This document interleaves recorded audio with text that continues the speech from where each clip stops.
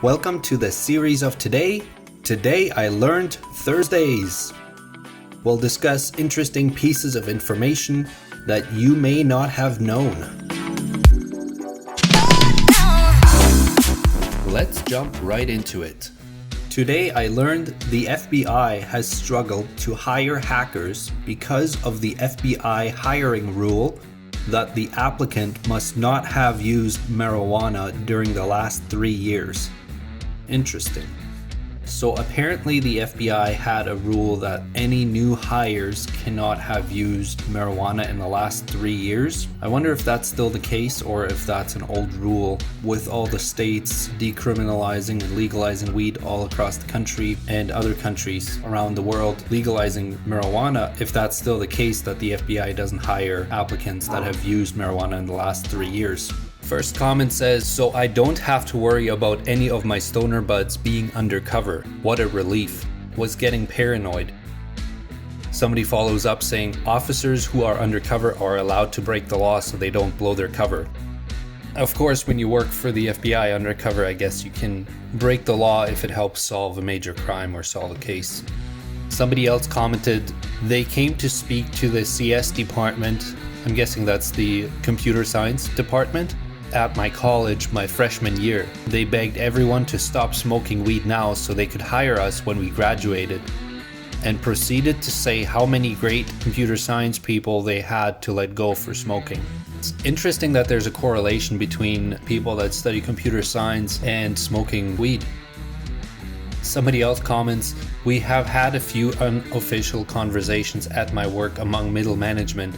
They had talked about random testing and it was decided that it was a really bad idea.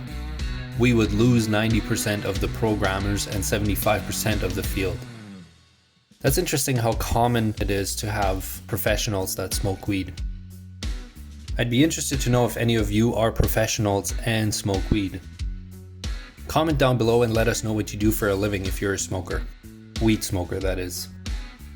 A lot of comments seem to suggest that even if you were to get rid of the weed rule at the FBI, it wouldn't make sense for a lot of computer science majors to apply there because they could be making a lot more money in the private sector.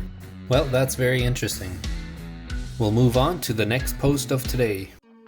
Today I learned the cast of Friends each made $1 million per episode in the final 2 seasons and now make $20 million per year per cast member for reruns. The show still generates $1 billion per year for Warner Bros., all thanks to David Schwimmer encouraging the cast to negotiate as a team. Leave it up to Ross to be the responsible one and the smart one to negotiate a great payout for future reruns. First comment says $54,795 per day for acting you did 20 years ago. That's gotta feel nice. Someone follows up, I mean, if you want to go that way, based on 365 days a year at 24 hours a day, you're at $2,283 an hour.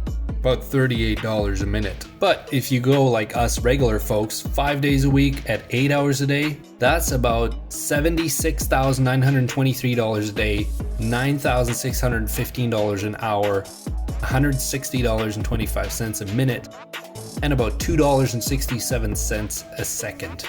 That is an insane income for something you did 20 years ago. Friends is still very popular among many people that have watched it growing up, and obviously it's still being streamed on platforms like Netflix. I'm curious how many of you actually know the series or have watched the series Friends and if you enjoyed it. It's something I usually put on in the background just for noise when I'm doing something or just to relax when I don't want to watch something that I have to really focus on. It's just playing the reruns of Friends that just kind of helps me relax. Someone else says, wow, I apparently like David Schwimmer a lot more than Ross. I guess he does play a very annoying character in the show. Somebody else says, I didn't realize people hated Ross so much until Reddit. Can't find the source now, but I'd heard once that some of the worst Ross moments were written or directed by Schwimmer. Apparently he loved playing the heel. That is interesting to know. There seems to be a lot of references to the show and the characters, which if you are a fan of Friends, it is quite funny to read through them. As always, I have links to all the posts down below in the comments. Feel free to check it out and read through the comments. That is it for today. Thank you for joining again. Also, if you're new, please subscribe to this channel for more content like this.